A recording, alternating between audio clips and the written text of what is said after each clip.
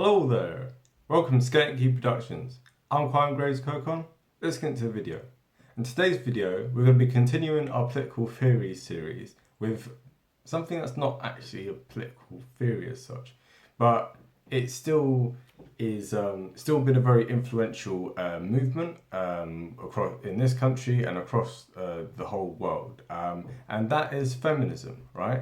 So yeah, the comment section in this is going to be quite interesting. So within this video, as we have with all the other videos, we're going to go through some of the history of it and yeah, look at some of the great thinkers and also explore some of the present and some of the future implications of it. But before we do any of that, you know what I'm going to say, innit? Do I need to say it? Yeah? For anyone who's just watching just now, haven't been watching before, let me just remind you guys, right? This is the deal, okay? At this point now, you need to go onto the thing. You need to log on if you haven't already. Like, you have to sign into the YouTube account. Set one up if you haven't. Go onto the thing. Find my videos again. Put a like on the thing. So turn the little like thing blue. Then you want to go into the comment section and you want to write a nice little comment. Doesn't have to be that long. Just, you know, just something, okay? Could even be a horrible comment. It's up to you. And then, if it still says subscribe in red, what you have to do then is you just need to subscribe, okay? That's all. Not making threats this time. Like, not making any threats. Because, you know, I trust you guys, yeah. Like, maybe some of you guys who have been watching just haven't known the exact steps, so it's a very calm way I'm going to explain it to you. And if you haven't, I'm going to like threaten you and all that stuff anyway. So yeah, do it now, or else, yeah? Or else I have to get the boys around, okay? Cool. You can tell I'm not that great at acting, but yeah. Anyway, all jokes aside, let's get into the video. Right, so the term feminism was actually coined by a man who we've mentioned before, Charles Fourier. He's French and whatever. So in the socialism video, which should be somewhere on the recommended thing, hopefully, whatever. Yeah, so we mentioned him. So he's the first person who coined the term feminism. So what does feminism mean? Very simply meaning men and women should be treated equally in society, okay? That's it, right? So if men have rights, then women have rights. If they have a right to vote, then women have a right to vote. Men are able to look after their own lives. Women are able to look after their own lives and stuff, right? So that's essentially what feminism is, okay? And yeah, so if we look at human beings in terms of in a state of nature, what do we find? That's actually quite a complicated question, right? So if we compare, so different animal species here, some operate in different ways, right? So there are some species such as elephants and bonobos, who bonobos are one of our closest cousins, right? And they are matriarchal societies, right? Matriarchy comes from, you know, the root Latin word matri, which is like mother. So why is people always walking about when I'm filming? Shush. Anyway, so, you know, matriarchy is a society run by mothers being run by women, right? Okay. Then patriarchy comes from the root Latin word for like father, patri, which means, you know, a society run by fathers, a society ruled by men, right? So there are there are many like kind of like animal species that are patriarchal in nature, yeah, such as lions, or our other closest relatives, chimps, right? So what we tend to find with these different animal species is that, you know, the species that are patriarchal, right, they do tend to be slightly more aggressive, like kind of like more competitive, more violent, etc., right? So whereas the matriarchal ones tend to be a bit more like lovey-dovey and it's a bit stereotypical and stuff, right? But this is what we tend to find with these different species, right? So where do human beings fit in this? Interesting enough, it's kind of, it's kind of a mixture of both, although it does tend to skew a little bit more towards the patriarchal side, right? So within chimp society, yeah, like kind of as a comparison, right? So chimp society, there are certain roles which the males kind of like perform and stuff, yeah, such as hunting, etc. So whereas the women tend to, the female chimps tend to like kind of really young and tend to forage for fruits and vegetables and stuff, right? So in that sense, human beings in a state of nature tend to kind of follow along those lines. So it's a thing of, the way to think about it is not like it's not like a pride of lions, yeah, where you have, or like gorillas, yeah, where you have like a male at the center and like there's a harem of females, yeah, who basically kind of like he's the boss and like they're all like his mistresses, right?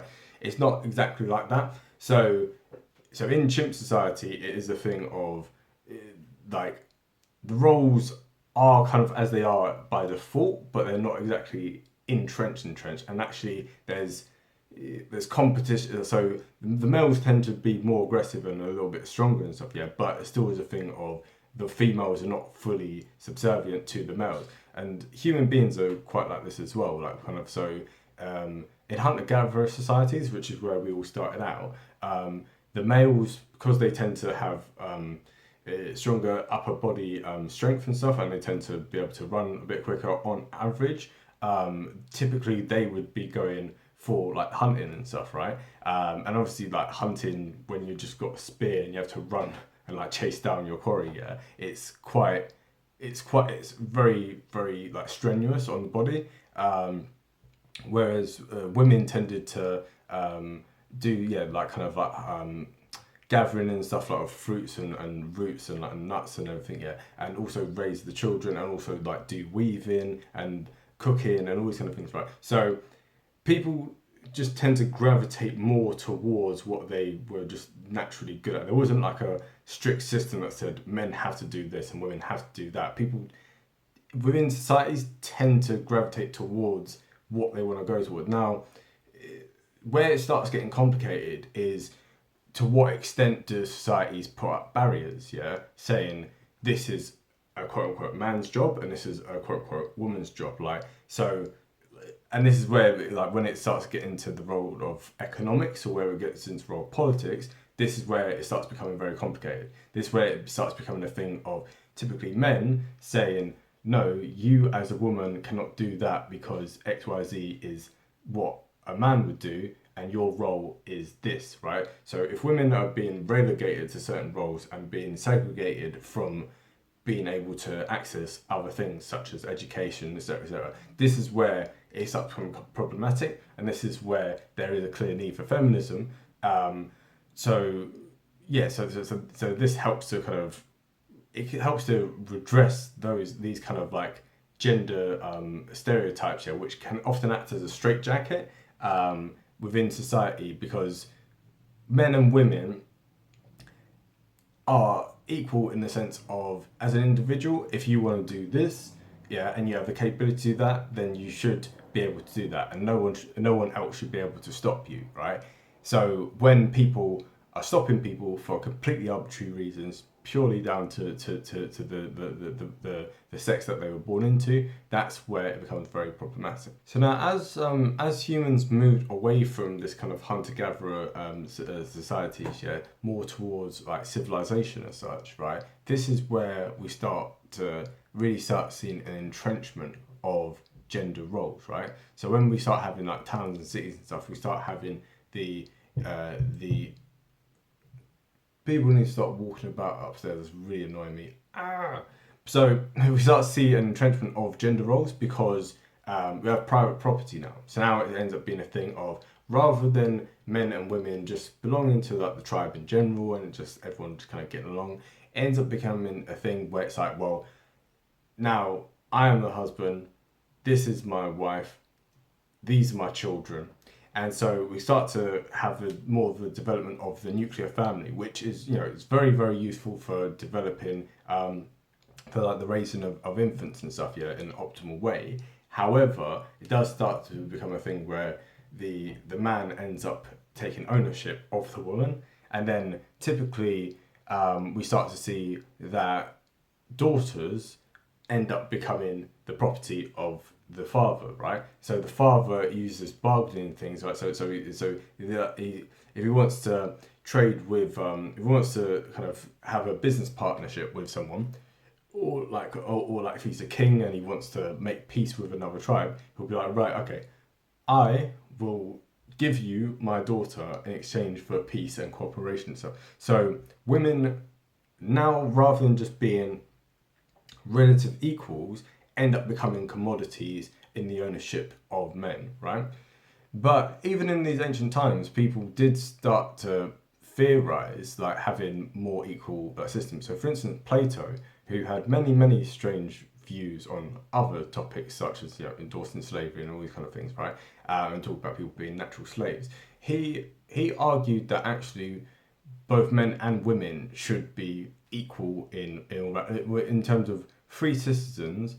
Men and women should, in the ideal world, be equal, even with regard to like going to war and all these other things, right? So, and actually, we can see in the period of like the Romans and stuff, right? So famously, like every British child is taught about Boudica or Boadicea, however one wants to pronounce her name. So she was the queen of the Iceni, who were a Celtic tribe. So when the Romans invaded Britain, she led a huge like kind of uprising of native people against the Romans.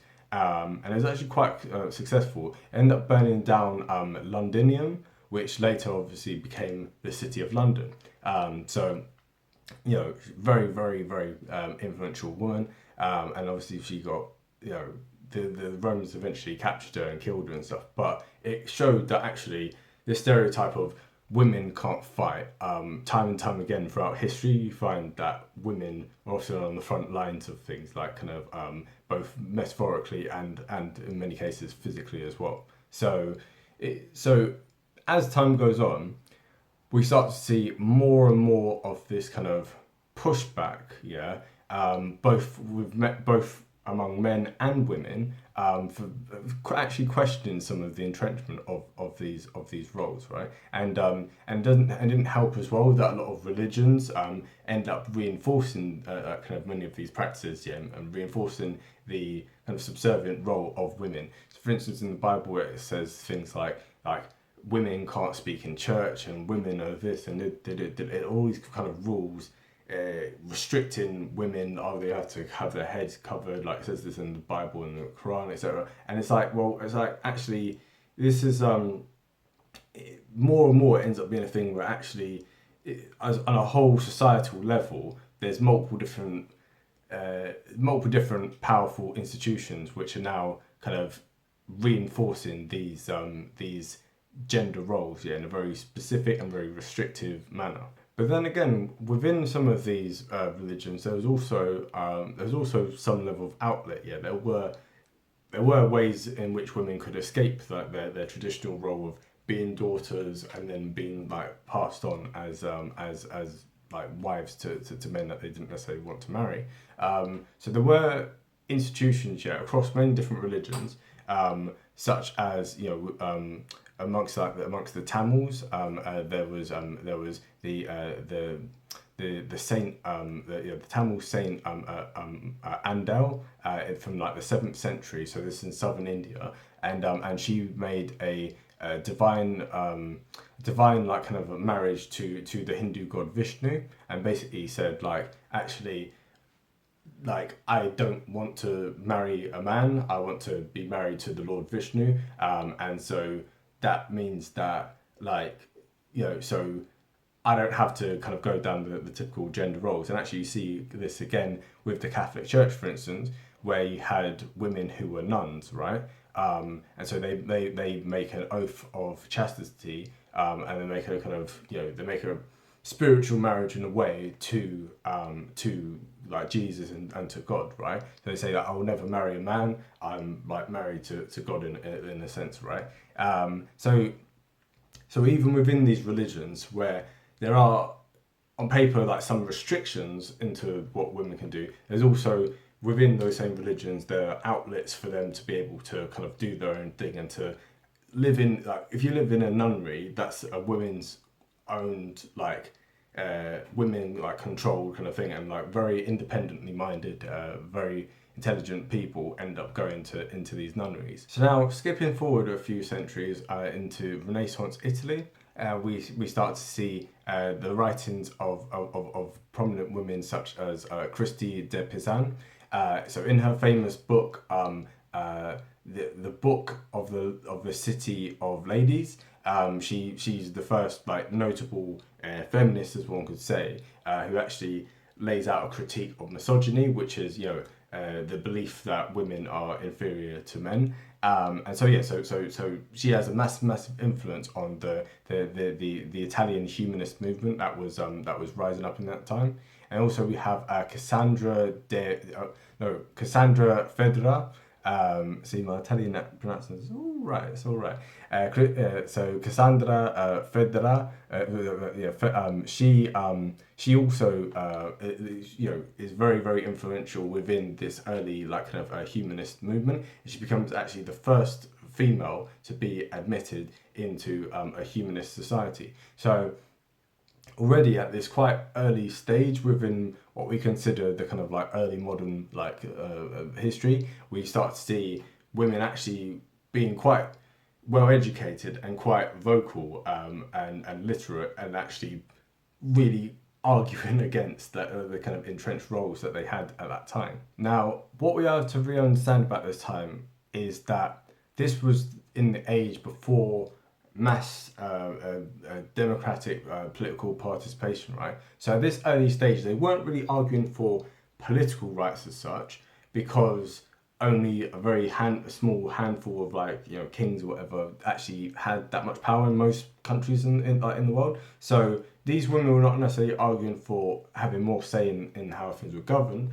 They were much more interested in economic like independence, for women. So for instance, like having like wives having the power to go out and buy things like without needing the express permission of their husband, be able to travel, be able to do all these different things, right? So, and like say for instance, if the husband died, right, so for the woman actually to be able to like inherit the house rather than just being like just being kind of like left destitute like without it, right? And like giving women like more of a chance for education, more of a chance for if they wanted to go into some sort of like work, for the right to be able to do that. So this is more of the focus on this kind of early feminism, right?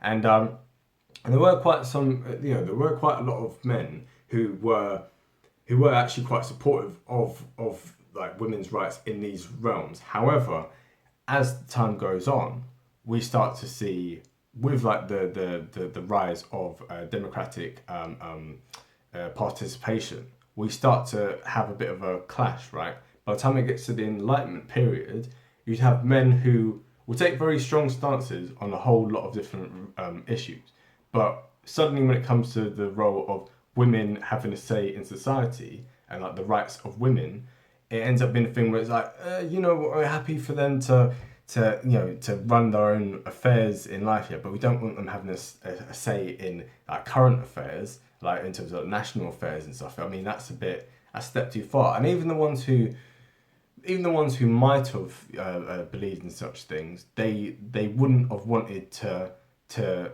publicly come out and say it because of the kind of public scandal for it. Even though it's quite ironic that by about the 1500s or 1600s, you have a list of countries, and I'll read out the list of countries which already had queens, queen regant, which means that these are women who weren't just like the husband of the king, right, and just were given the title of queen. These are people who are queens in their own right, like they're actually rulers of the country, right? So, ancient Egypt, Madagascar, Mexico, China, Japan, India, Vietnam, Cambodia, Iran, Iraq, Israel, even Saudi Arabia, So obviously these kingdoms were not called that at the time, but it was a thing, within these countries, within these like modern day countries, there's a history there's a history of women ruling these places, right? Never mind in Poland, you had it in Denmark, Hungary, Italy, and of course England, right? So, and and by like the 1800s, you had women like ruling in Russia. You had women ruling all over the world, right? So, and like even in some places in Africa, women were the queens. So it's a thing of like this idea of women shouldn't have a say in the current affairs of the country, but at the same time you're going to be happy to be ruled by a queen. It doesn't really make a whole heap of sense to us like in the modern era, right? And maybe the argument is, well, it's bad enough we've got one woman ruling us without all the others getting involved as well. But it's just it's quite strange because if you think about Queen Elizabeth of England, for instance, leading the country for how many years? 45 years, and led the country against the invasion of the Spanish Armada, and the famous quote that she had where she speaks to the troops of like, I may have the frail body of a woman, but I have the stomach and something of a man. Yeah, so basically she's saying like I may look weak, but I'm actually tough, right? So time and time again we actually do see women in positions of powers clearly showing that they're capable, or even in some cases more capable than their male counterparts. Catherine the Great of Russia, like multiple different women, right?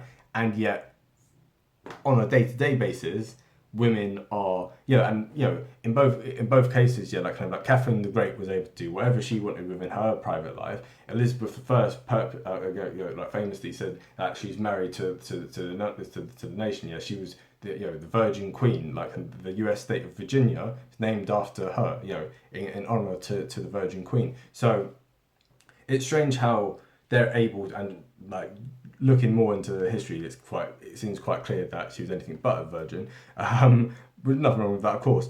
So it was a thing of this idea of women, if they happen to be the eldest daughter of the current king, they could then like rule, but everyone else in society was like, yeah, about that. So it's quite a lot of hypocrisy, and women started to, and men and women really started to notice this the more that time went on, and the more that attitudes kind of changed into the rights of man. So if men have got rights, then why can't women have rights as well? Now getting into the kind of like starting to get into the modern era a little bit more now, and you start seeing, for instance, Quakers, which is a Protestant denomination, being the first ones to allow women to actually speak in church, right? So again, that's in a society that was very orientated around religion. This was like the first time that women would have like a public platform to like get up and speak on matters within their own rights, and by the time it gets to the Enlightenment period, we have prominent men advocating for it, such as Jeremy Bentham and famously Thomas Paine, right? Thomas Paine, who we've mentioned before, writing like many things, but especially in this context, the rights of man. Now, a year later, Mary Wollstonecraft, right? She writes a rebuttal to the rights of man, which is the vindication of the rights of women, right? So, in this, Wollstonecraft. I need to check how I pronounce things, right? But anyway, so she makes the argument of, hold on, right, so Thomas Paine, you're writing about the rights of man, you're saying that, and this is the same man who, as we discussed earlier in previous videos, this is someone who in late 18th century is arguing for the abolition of monarchy. He's advocating against Christianity and organised religion. He's advocating, for the British citizen, arguing for American independence from the British Empire, and many other causes, arguing for a welfare state at a time when there wasn't even any concept of this, arguing for things which were like at least 100, maybe even 200 years ahead of his time. But yeah, when it comes to rights for women, don't wanna say too much on that. It might be a bit embarrassing. So for some reason, all those things are fine, but equal rights for women, that's a step too far. That's a little bit beyond on the pale. So Mary Wollstonecraft making these points that actually you can't argue for the rights of men and then leave out women, who of course make up half the population. And it's one of those things of we can't all be free.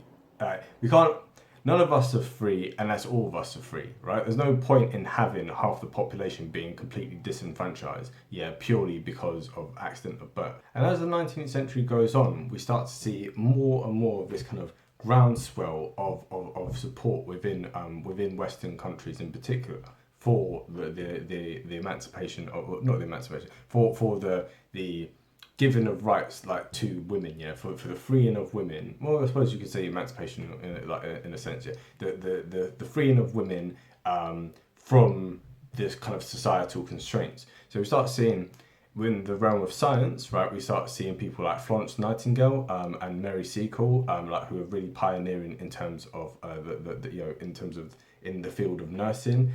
We have Mary Curie, who did exceptional amount of work with regard to radiation and is one of the kind of the main people when looking into the realm of nuclear physics. So incredibly intelligent women, really showing that actually a lot of the kind of stereotypes of women of it's not a woman's place to be doing these things, not a woman's place to know that, etc. All these start to kind of be chipped away bit by bit. And actually, there was a very famous case called the Ilbert Bill, the Ilbert Bill controversy in 1883. So the British colonial officers, the British colonial administrators, in India, they passed a bill which would have restricted the educational opportunities of women in India, and all across the empire in general. And something which the Bengali women took great pride in pointing out is this: there were more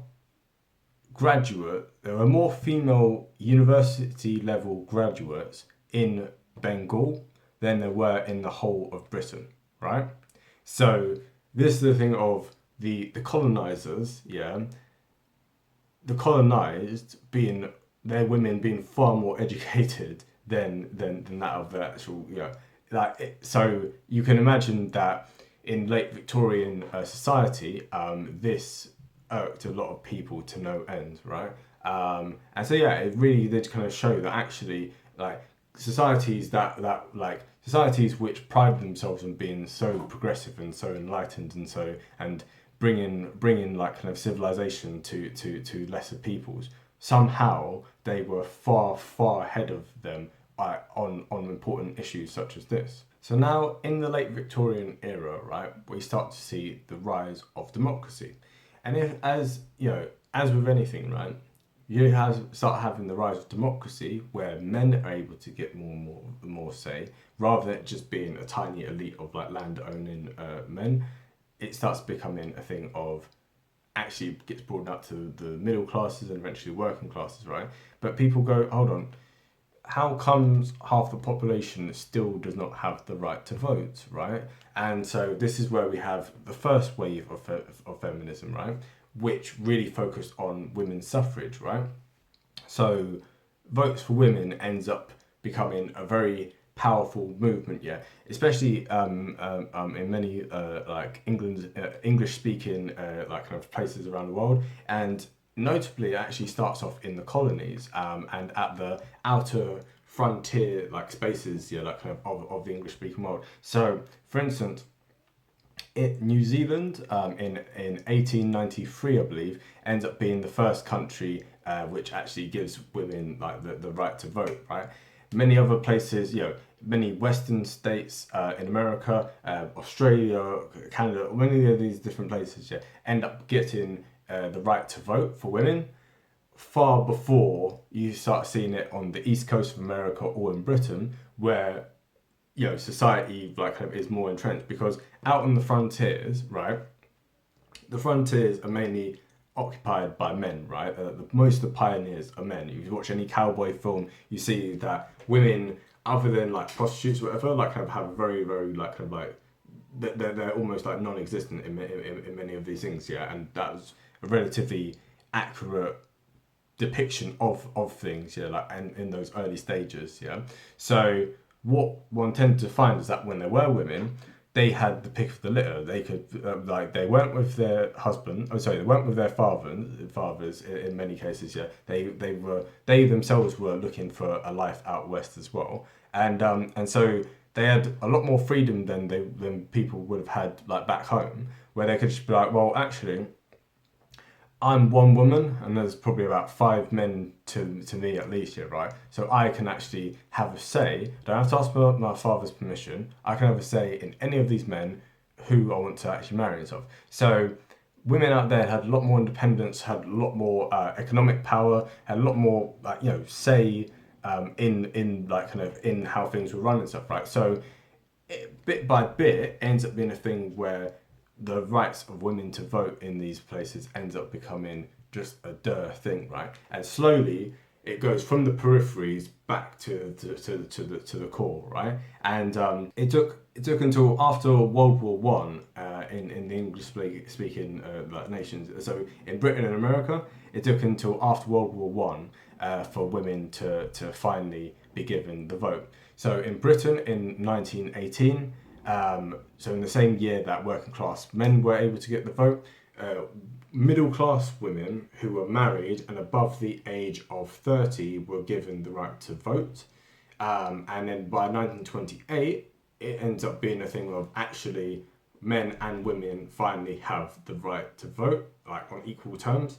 And then in 1920, the federal kind of like constitutional amendment, the 19th Amendment, ends up getting passed, and this guarantees rights for women to vote in all states in America. But interestingly, in many places, women didn't get the right to vote at the same time. So, for instance, France, it took until the liberation of France from Nazi occupation in 1944 for women to be given the right to vote at any level, even local, right? Which is, in most cases, like kind of like the right of women to have local, to be able to participate in local democracy was still allowed. But 1944 for women in France to have any rights at all, and Switzerland didn't have the right to vote for women until 1971. Right, and this is in a country which like really prides itself and has done for centuries, in having direct democracy. So, never mind many other places around the world. Throughout the 20th century, it took many decades, for women to be given suffrage all around the world for it to be the norm. And as late as 2015, Saudi Arabia now allows women to vote. Obviously, there's not a national election because it's still absolute monarchy, but they can now vote in local elections. So it's taken a long time. It's taken over a century for women from when the suffrage movement began to like its final conclusion. But at least it's made some progress. But women have the right to vote now. Is that it? No. This was just what the first wave of feminism focused on, right? Now the second wave of feminism, this is what we're going to get into now. Right, so now in the 1950s and 1960s, so women in Western countries have the right to vote. However, their right to work, while during the Second World War they were able to don't worry about that cough, I just need to clear my throat. I ain't got nothing, just chill. It's alright. Hopefully. But anyway, so the right of women to vote had been guaranteed. However, in World War II, women were working in factories while the men were fighting out on the front. But after that time, some women end up staying in those jobs. Other times that they just went back to being housewives. But it's a thing of when they were in work, they would clearly be being paid less than their male counterpart. Yeah, when we talk about a gender pay gap, yeah, this was actually clear policy. Like you are a man and woman sat right next to each other on the same level of experience, the same level of everything for the exact same job, the exact same hours, and the man is getting paid more than you are, right? So, and there was still the expectation of a woman's place is in the home, it's in the kitchen, it's to raise children, etc., etc. Right? So, in the 1950s and 60s, the first time we have the development of the pill, right, the contraception. So, women can now, for the first time ever, they are now able to control their reproductive cycle, and because of that, you start to see a decline in birth rates because women are now not having loads and loads of babies that they don't want, right? And so because of that, now there's a thing of sexual liberation, right? Women don't need to like worry about getting pregnant and needing to worry about like marrying a man, etc. So now they are like men. Now they are free to come and go as they please, as such, right? No pun intended with that, but.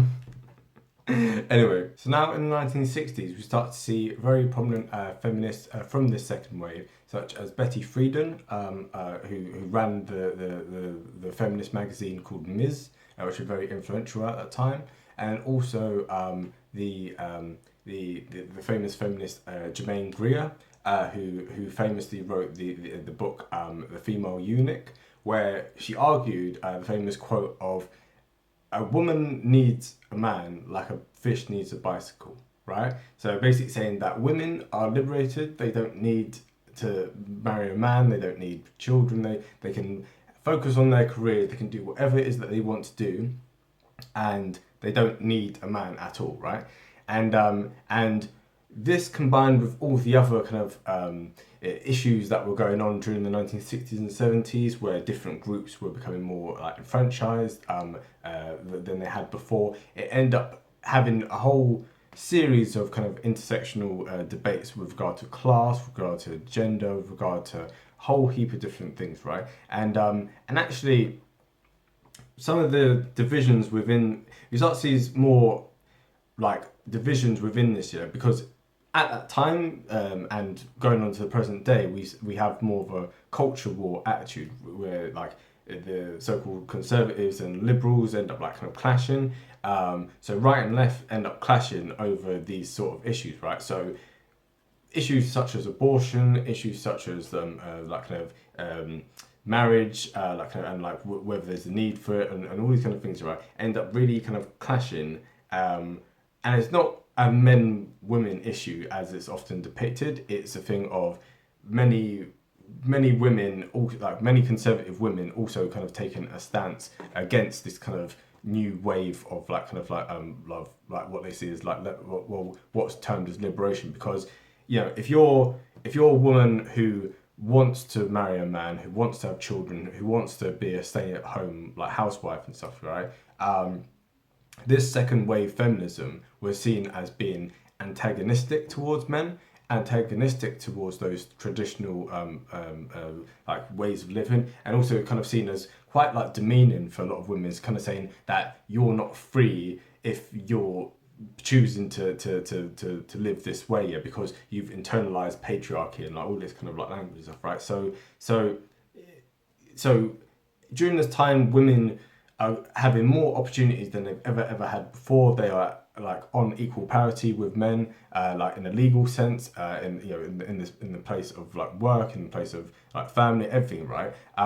And you do start to see kind of the breakdown of a lot of families, which again like has been attributed to many different things. But I think one could quite like kind of like arguably make the case that actually for the first time, like the divorce rates start to skyrocket because all of a sudden now women can finally go, actually, I don't like my husband, and no, he's not given any, like, there's not evidence that he's cheated on me, for instance, yeah, which before had to be the standard. It had to be before, if you wanted to divorce a man, yeah, you had to have proof that he was actually cheated on you and stuff, yeah. Whereas now it's a thing of, actually, no, he's abusive, he didn't look after kids, etc., etc. I found someone else, like, and I wanted to move on, etc. So now all of a sudden, the divorce rate skyrockets, right? The amount of children who are born out of wedlock skyrockets, but at the same time, it's in some senses, the breakdown of the nuclear family has not been as good for the upbringing of children yet, because statistically speaking, having a family where there is like two adults, like within the thing, it's easier to raise a child with two adults than it is with one, by and large. But if for instance the man is abusive and negligent of his children, doesn't work, etc., then it makes full sense for the woman to be like, actually, I don't want to be married to this guy. They don't have shotgun marriages anymore, where my dad is going to be like, well, like, you have to marry her or else. But you know, that whole culture is kind of gone now. So now it's a thing of, actually, if I'm with someone, if they're not supporting me, if they're not if they're not bringing something to the table, yeah, if they're not bringing benefit to my life and to my children's life, I don't need them in the picture, right? So it ends up being a very kind of complicated like issue, which even to this day people argue about. What does it mean to be a woman? What is the role of women within society? And then we have the third wave of feminism, which kind of starts to take root in the 1990s, yeah, where the rights of minority women were taken more seriously than before, because before the feminist movement was largely focused on middle class white women and like their issues and their kind of like class kind of like concerns and stuff, yeah. Whereas actually a lot of poorer women, a lot of like minority women, actually were like, well, this kind of feminism doesn't speak to us, yeah, right? Kind of, we have got other concerns than just being like, oh, I want to become a CEO, like kind of like on par with a male CEO, like, you know. We have other kind of like bigger issues that are not kind of being like as like focused on and stuff, right? So, and also as well, there were other debates with regard to porn, for instance, yeah. So is porn liberating, or is it like demeaning of women, right? Is it, you know, is is the industry itself exploitative, or does it give women the freedom to earn? Yeah, it's one of the few industries, for instance, yeah, where like female like porn actresses end up on average earning more than their male counterparts, except in very rare circumstances. So it's yeah, there's a whole bunch of different issues that kind of were raging during this time, and even things like, you know, like Playboy, or kind of like advertising, or like the image that was kind of like shown in like kind of of what the ideal woman is meant to look like, the ideal body shape, like in magazines, you know, like, should that be kind of glorified and stuff at the expense of other like types of like standards of beauty and standards of this is what a woman should look like? So yeah, so these debates again carried on into the modern era, until we end up with the fourth and so far the final wave of feminism, which is, you know, is characterized by intersectionality, right? So this is when there's a full kind of recognition of different like the different kind of things with regard to sexuality, with regard to gender, with regard to all these different like kind of aspects to it and stuff, right? And so now it's a thing of what it means to be a woman is now even a deeper question, because, for instance, it ties into the trans argument, right? And this is where, even within the feminist movement itself, it starts to schism. So, for instance, people like Germaine Greer, who 40 years or 50 years before had been like a pioneer within that movement, yeah, and, you know, people like J.K. Rowling, etc., getting into a lot of flack for saying, for instance, that trans women are not women, right? And a whole heap of debates about that, in terms of, is a woman just someone who's biologically born as that, or is it someone who identifies as that? And like, should trans women be allowed into female only spaces? And, you know, so it's a thing where like even the feminist movement itself is now having huge debates with regard to this, of what does it actually mean to be a woman? What is like, and again, what is the role of women in society? And can anyone be women, or is it only exclusive to those who were born as such? Right. Speaking to you now in 2020, in recent years, we had lots of like issues that kind of came up. For instance, with the Me Too movement, where it was found that a lot of very powerful men in high society were abusing their position to molest women and to get away with it for years and years, and people to cover it up, even though it was basically open, like secret, like kind of within Hollywood and many other like places, right? So within that Me Too movement, it ends up being a thing of actually, to what extent is there this kind of rape culture? Is this sort of like, is there patriarchy, like kind of like, and to what extent like kind of are women still discriminated? Is like, the gender pay gap, to what extent is it circumstantial or is it deliberate, right? So to what extent, if there's a disparity, to what extent is that disparity caused by direct discrimination of a man going, I'm paying this person less than someone else purely because they're a woman, and I'm denying opportunities to them purely because they're a woman, and I'm not listening to them. They don't have as much of a voice because they're a woman. So all these debates are like very, very much a part of the modern world we're in today. So I think looking at the history as a whole, it would be quite difficult to say that there hasn't been a lot of progress being made. And there's infinite debates about how much progress still needs to be made, or whether we're at a point where by and large everything's relatively fine, and we just need to make a few like tweaks, or whether no matter what, we are still living under an oppressive patriarchy where women are oppressed by males, and that men are oppressed by patriarchy as well, because they're also victims to the gender constraints of the gender role. So yeah, this is one of those debates, just like all the ideologies that we've gone through. And I know feminism isn't an ideology as such. Although for some people it does seem to like really like become that almost. It's a question of, it still does have a massive impact on the society that we live in, and it will continue to be, there will continue to be debates on this issue of how men and women operate within society and what else needs to be done potentially to make them genuinely equal. So with all that said, I hope that you guys have enjoyed this video. The next video we're going to be talking about race. So yeah, that's going to be even less contentious than this one on feminism.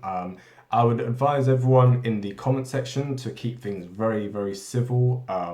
If anyone in this one or any of my videos, if I catch people like kind of saying any kind of stupid thing, even if it's something silly, just like, look, get back to in the kitchen and make a sandwich, or just come on, man, like we're not in primary school anymore, just like chill, like kind of like you're on a social setting, you're on a social platform and stuff, just chill with those kind of BTEC jokes, okay? Just relax. So anyway, that being said, like, comment, subscribe. If you have any queries, if you have anything that you think that I've missed out on, because then definitely I did, then yeah, please let me know. Obviously with these videos, I try and give like very, very broad like kind of very broad like summaries of very complicated topics. So invariably there will be things, there'll be, oh, why didn't you include this person? Why didn't you include this thing? Yeah, but so I hope that it was good enough for people to at least have a kind of solid foundation for things. And by all means, if you wish to look more into depth into some of the things that we've touched on, or things that we haven't touched on, please feel free to do that, and I would encourage that. And in the meantime, have a great day, and bye.